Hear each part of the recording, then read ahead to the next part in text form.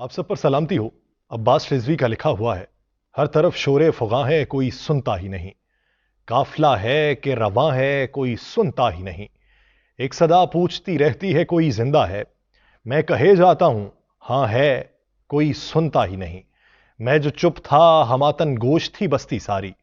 अब मेरे मुंह में जबां है, कोई सुनता ही नहीं। देखने वाले तो इस शहर में यूं भी कम थे, अब समाद भी गिरा है, कोई सुनता ही नहीं। नाज़रीन, मैं हूं यासिर रशीद और आप मेरा व्लॉग देख रहे हैं। नाज़रीन, पाकिस्तान का मौजूदा सियासी मंजरनामा जिसमें यह फैसला कर लिया गया कि 9 अगस्त को असम्बलियों को तहलील करने की समरी सदर को भिजवा दी जाएगी, इसके ऊपर बहुत से जो इत्तेहादी हैं वो तहफ़्फ़ुज़ात के शिकार हो चुके हैं। लेकिन इसके ऊपर बिलखुसूस बात करनी है कि कौन सा इत्तेहादी इस वक्त नाराज है और किसके ऊपर घेरा किस तरीके से तंग हो रहा है, किसको लगता है कि डील किसकी चल रही है और किसको लगता है पीठ में मेरी छुरा घोंप दिया गया है। लेकिन इस सारे मंजरनामे में अगर पीटीआई को देखा जाए तो इस्लामाबाद हाई कोर्ट ने सेशन अदालत को यह हिदायत की है कि वह तोशाखाना केस के काबिल समाअत होने के मामले पर दलाइल सुन के दोबारा फैसला करे। Chief justice Islamabad high court Aamir Farooq ने इमरान खान की दरखास्त पर तोशाखाना केस को काबिल समाअत करार देने का सेशन कोर्ट का फैसला कलअदम करार दे दिया। अब एक तरफ यह फैसला जो छोटी कोर्ट से होता है वो बड़ी कोर्ट से कलअदम करार दे दिया जा रहा है और हाई कोर्ट के फैसले सुप्रीम कोर्ट में कलअदम करार दिए जा रहे हैं। तो अब इसके मुताबिक हाई कोर्ट ने केस की दूसरी अदालत मुंतकली की दरखास्त को मुस्तरद कर दिया और इस फैसले के तहत तोशाखाना केस एडिशनल सेशन जज हुमायूं दिलावर ही सुनेंगे। एक तरफ कलअदम किया गया, दूसरी तरफ यह कहा गया कि वही जज सुनेगा। अब इसके ऊपर भी बहुत से तहफ़्फ़ुज़ात हैं, इसके ऊपर भी बहुत सी बातें उठ रही हैं। इस्लामाबाद हाई कोर्ट ने हक़ दिफा बहाल करने की दरखास्त पर आइंदा हफ्ते के लिए नोटिस जारी करने का हुक्म दिया है। दूसरी अदालत में केस मुंतकिल करने से मुतल्लिक इस्लामाबाद हाई कोर्ट ने इमरान खान की दरखास्त को मुस्तरद करते हुए कहा है कि नाकाबिले तरदीद शवाहिद और गैर मामूली हालात के पेश नज़र मुकदमा दूसरी अदालत में मुंतकिल किया जाता है। अदालत का कहना है कि अगर आम हालात में मुकदमात एक अदालत से दूसरी अदालत में मुंतकिल होना शुरू हो गए तो इस मामले से ना सिर्फ अदलिया का वकार तबाह हो जाएगा बल्कि लोगों को यह मौका मिल जाएगा कि वो ऐसे तमाम मुकदमात में ऐसे तमाम मामलात को अदालतों में लेके जाएंगे और फिर वो अपनी अपनी बात वहां पे किया करेंगे। अदालत ने अपने फैसले में यह भी कहा है कि अगर किसी मुकदमे का ट्रायल तेजी के साथ चल रहा हो तो यह इस बात की निशानदही नहीं करता कि जज जानिबदार है, यह इस बात की निशानदही नहीं करता कि जज इस मामले के ऊपर आपके मुखालिफ फैसला देगा। यह याद रहे कि माजी में हुमायूं दिलावर की सेशन अदालत ने तोशाखाना केस को काबिल समाअत करार दिया था, जिसके रद्द अमल में चेयरमैन पीटीआई इमरान खान ने इस्लामाबाद हाई कोर्ट से इस फैसले पर नजरसानी की दरखास्त की थी। इसी मौके पे chief justice Islamabad high court Aamir Farooq ने अपने फैसले में यह लिखा है कि एडिशनल सेशन जज हुमायूं दिलावर का जो फेसबुक अकाउंट है जिसके ऊपर मुबैना पोस्ट के हवाले से पाकिस्तान तहरीक इंसाफ के चेयरमैन की एक प्ली थी कि ये जानिबदार हैं, एफआईए के मुताबिक वो जाली हैं और अदालत ने एफआईए के मामले की मजीद तहकीकात का हुक्म देते हुए रिपोर्ट भी तलब कर ली है। इस्लामाबाद हाई कोर्ट का फैसला आने के बाद मौजूदा सूरत हाल के तनाजुर में एडिशनल सेशन जज हुमायूं दिलावर ने साबिक वज़ीर आज़म के खिलाफ तोशाखाना की समाअत शुरू की तो इलेक्शन कमीशन ऑफ पाकिस्तान के वकील अमजद परवेज साहब जो उनकी तरफ से पेश हुए थे, उन्होंने मुअज़्ज़ज़ अदालत को यह बताया कि सुप्रीम कोर्ट ने साबिक वज़ीर आज़म बेनज़ीर भुट्टो के केस में यह फैसला दिया है कि अगर ट्रायल कोर्ट में मुकदमा दोबारा भेजा जाए तो फिर अदालत उन मामलात को अपने हतमी फैसले में निशानदही करेगी और बताएगी कि जो मुकदमा दी रिमांड होने के बाद सामने आए हो। अदालत ने चेयरमैन पीटीआई इमरान खान के वकला की टीम को यह हुक्म दिया कि वो इस बात को यकीनी बनाए कि इतवार के रोज मुकदमे की जो समाअत है, हफ्ते के रोज जो मुकदमे की समाअत है उसके दौरान वो अदालत में मौजूद हों। अब इस कानूनी मंजरनामे को अगर देखा जाए तो वहां पे विफाकी हुकूमत जिस तरीके से बकौल मुआविन खुसूसी अता तारड़ वो ये बात करते हैं कि इसमें नाअहली हो जाएगी, स्पीडी ट्रायल हो रहे हैं, स्पीडी ट्रायल के तनाजुर में चेयरमैन पीटीआई नाअहल भी हो जाएंगे, पार्टी भी बैन हो सकती है और उनकी तमाम तर सरगर्मियां भी मुअत्तल हो सकती हैं। अब देखना यह है कि आने वाले दिनों के अंदर जो चेयरमैन पीटीआई प्ली दे रहे हैं वो किस हद तक कारआमद है या वो किस हद तक हक बजानिब है और दूसरी तरफ से जो फैसले हो रहे हैं वो कैसे हो रहे हैं। अब बात अगर की जाए पाकिस्तान के कानूनी मंजरनामे की, तो रिफ्ट इस हद तक हो चुकी है कि वो चाहे अदालत उज़्मा में देखी जाए, अदालत आलिया में देखी जाए, नीचे सेशन कोर्ट के अंदर देखी जाए, एक दूसरे के ऊपर अदम एतमाद हो रहा है। ये सियासत में भी एक दूसरे के ऊपर अदम एतमाद हो रहा है। जो इत्तेहादी हैं वो दूसरे इत्तेहादी के मद्दे मुकाबल अदम एतमाद का इजहार कर रहे हैं। लेकिन जहां पे पाकिस्तान तहरीक इंसाफ के वो लोग जो अभी भी पाकिस्तान तहरीक इंसाफ के साथ जुड़े हुए हैं और जो पाबंदे सलासिल भी रहे हैं, कैदोबंद की सऊबतें बर्दाश्त कर रहे हैं, अब उसमें स्पीडी ट्रायल में भी उनको सामना करना पड़ रहा है, तो पाकिस्तान तहरीक इंसाफ के रहनुमा शहरियार अफरीदी को इंसदाद दहशतगर्दी की अदालत से रिहा होने के दोबारा ही बाद गिरफ्तार भी कर लिया गया। पीटीआई रहनुमा शहरियार अफरीदी को रावलपिंडी की इंसदाद दहशतगर्दी अदालत में पेश किया गया, जहां इंसदाद दहशतगर्दी अदालत ने शहरियार अफरीदी को फौरी तौर पर रिहा करने का हुक्म जारी किया। अब इंसदाद दहशतगर्दी अदालत के जज ने एसएसपी ऑपरेशंस को भी शोकॉज नोटिस जारी कर दिया। शहरियार अफरीदी साहब, जिनका यह मौक़िफ़ है कि मैं प्रेस कॉन्फ्रेंस नहीं करूंगा, जिनका यह मौक़िफ़ है मैं पार्टी से अलहदगी इख्तियार नहीं करूंगा, जिनका यह भी मौक़िफ़ है कि 9 मई में पाकिस्तान तहरीक इंसाफ मुलव्वस नहीं है, तो उनके वकील इश्तियाक चौधरी साहब ने कहा कि Shehryar Afridi anti terrorism court से वकला के हमरा बाहर आए तो पुलिस ने फिर धावा बोल दिया और शहरियार अफरीदी और उनके वकला ने एटीसी में पनाह ली हुई है।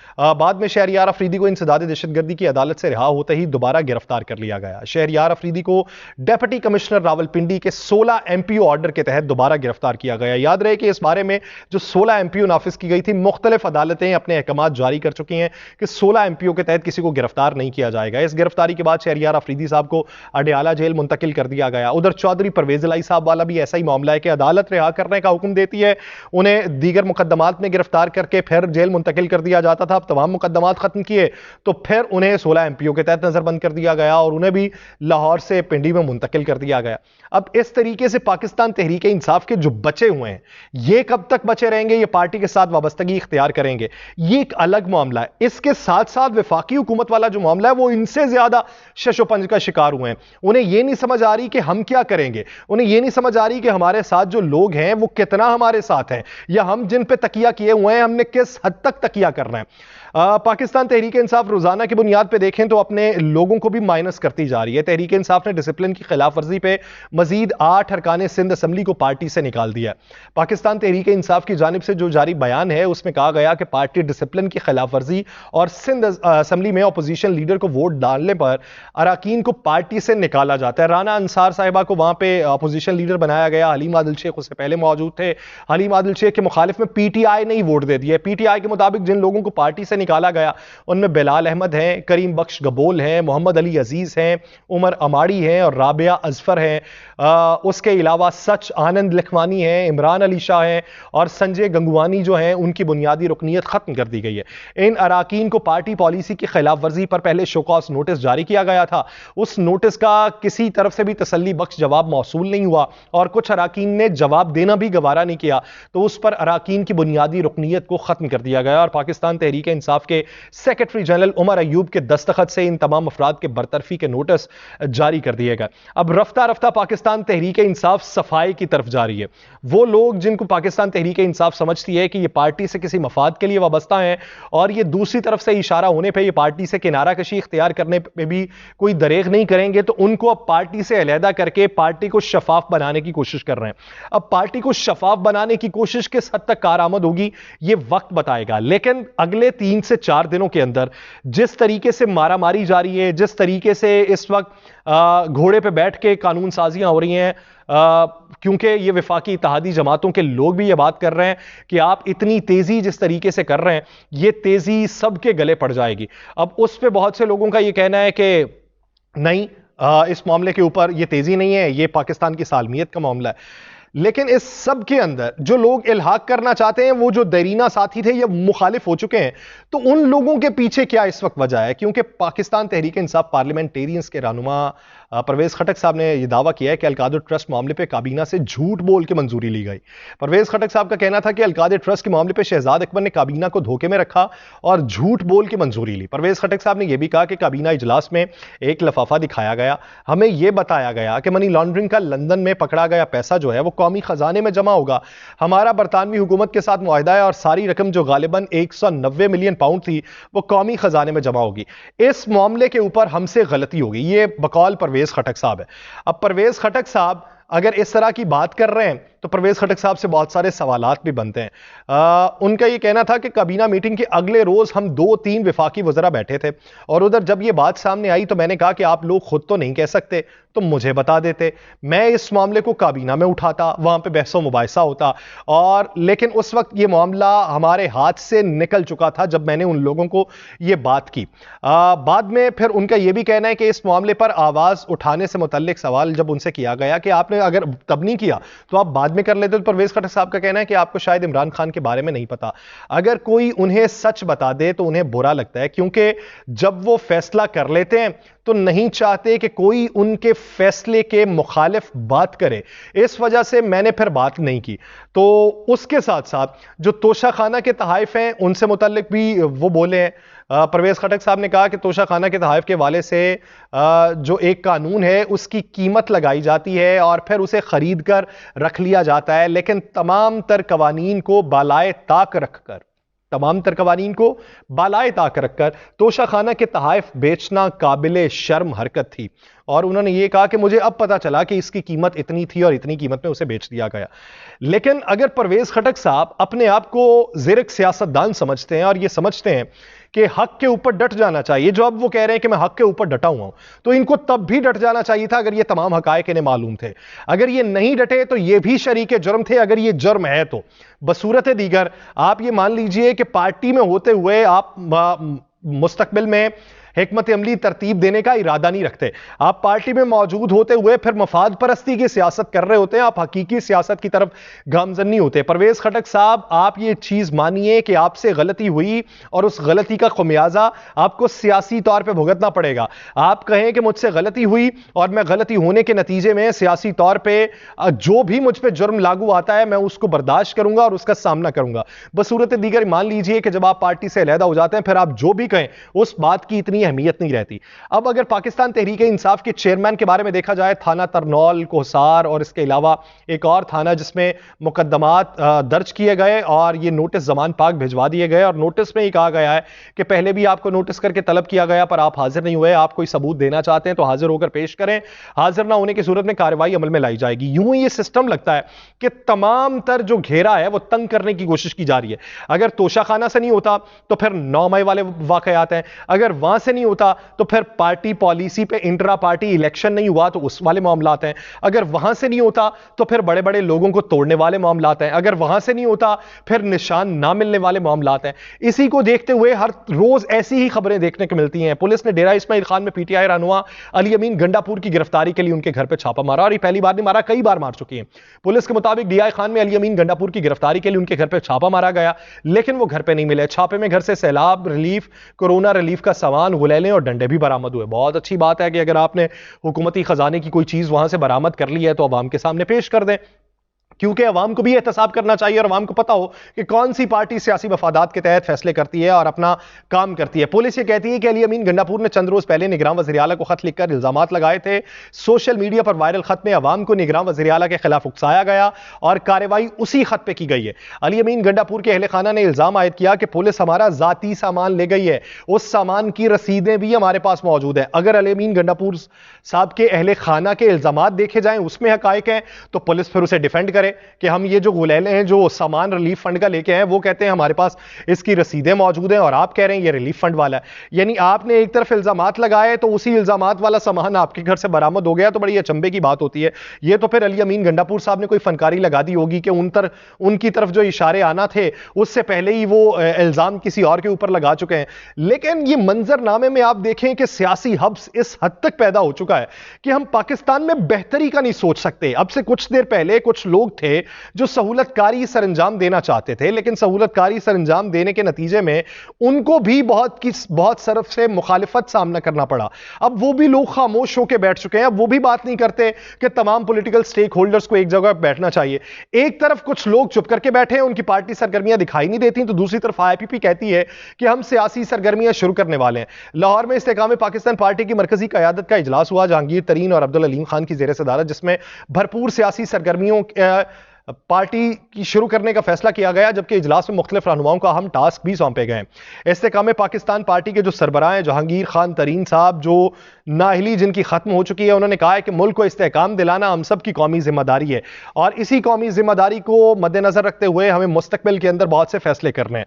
अब एक तरफ इनकी तमाम तर तैयारियां जारी हैं, इनकी तरफ से ख्वाहिशात जो जिसका इजहार किया जा रहा है और जिस जगह पे किया जा रहा है वो ये कह रहे हैं कि आप इलेक्शन ले जाएं 4 से 6 माह बाद, और 4 से 6 माह बाद अगर इलेक्शन होंगे तो हमारे हक में भी बेहतर होंगे और सूरत हाल वजह हो चुकी होगी कि लोगों का टिल्ट किस तरफ है। अब पाकिस्तान मुस्लिम लीग नून भी इसी तरह की कुछ कोशिशें कर रही है कि वो मरदमशुमारी वाले मामले पे जाना चाहती है, क्योंकि वजीर आजम शहबाज शरीफ साहब ने 9 अगस्त को कौमी असम्बली तहलील करने की तारीख दी है। अब इसके ऊपर बेशतर पार्टियां ऐसी हैं वो कहती हैं कि ठीक है आप 9 तारीख दे दी है तो 9 तारीख के हवाले से 90 दिन हो जाएंगे। लेकिन कल जो वजीर आजम शहबाज शरीफ साहब की जानिब से इत्तेहादियों के एजाज में इशाया दिया गया जिसमें मुल्क की सियासी सूरत हाल और आइंदा आम इंतखाबात के हवाले से बातचीत हुई, जरा ये बताते हैं कि इजलास में वजीर आजम शहबाज शरीफ जो है उन्होंने इत्तेहादियों को कौमी असम्बली के हवाले से जो 9 अगस्त की तारीख है उस पर एतमाद में लिया। एमकेएम वहां पे बोली, एमकेएम ने कहा कि हम कैसे मान लें कि 9 अगस्त की आप तारीख दे रहे हैं और 9 अगस्त के बाद आप जाके इस मामले पे कायम हो जाएंगे कि इंतखाबात जो हैं वो वक्त पे होंगे। फिर एमकेएम ने वही बात दोहराई है कि अगर नई मरदमशुमारी के ऊपर इलेक्शन ना हुए तो फिर हम नहीं मानेंगे। पीपल्स पार्टी ने कहा कि अगर नई मरदमशुमारी के ऊपर चले गए तो वो तो 4 से 6 माह दरकार होंगे, फिर कौन इस बात की गारंटी देगा कि जो शख्स बैठा हुआ है वो उतरेगा नहीं। जरा ये कहते हैं कि वजीर आजम ने कहा कि निगरान वजीर आजम के नाम के लिए कल से मुशावरत होगी और आइंदा से 2 से 3 रोज में मुशावरत मुकम्मल कर ली जाएगी। लेकिन वो जो मुशावरत हो रही है, जो शाहिद खाकान अब्बासी साहब का नाम है, असलम भूतानी साहब का नाम है, हफीज शेख साहब का नाम है, 5 नाम है, इन नामों में से कुछ लोग ये कह रहे हैं कि नाम फाइनल हो चुका है और वो नाम जिसका फाइनल हुआ है वो 2-3 दिन में सामने आ जाएगा। अब किसका नाम फाइनल है ये अचंभे की बात है।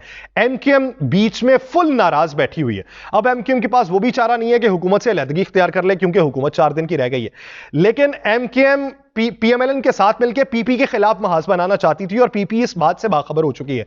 पीपी ये समझती है कि हमें सबसे बड़ा धोखा जो दिया है वो पाकिस्तान मुस्लिम लीग नून ने दिया है। ये अपना कोई सेटअप तय कर चुके हुए हैं और उस सेटअप में से मक्खन से बाल की तरह हमें निकाल के बाहर कर दिया हुआ है। अब इधर इनकी परेशानी है, दूसरी परेशानी दूसरी तरफ मुसल्लत कर दी है।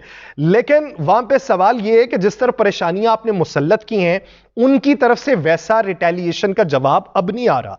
इधर से जो रिटेलिएशन का जवाब आना है, 4 दिन ठहर जाएं।